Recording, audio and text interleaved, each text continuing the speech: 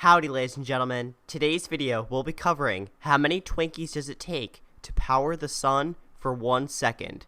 Please enjoy. Ba-dum-bum-bum-bum. Now I get what you're probably thinking. How can a small, cream-filled pastry power something like a star?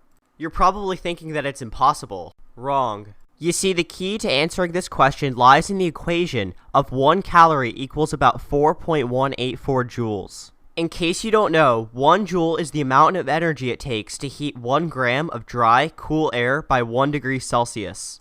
A good example of this being if you left a typical 10-watt flashlight on for 1 minute, this would equate to about 600 joules of energy. In 1 second, the sun generates 3.8 times 10 to the 26th joules. Or this number, and keep in mind, this is in 1 second. What comes next is just some simple math.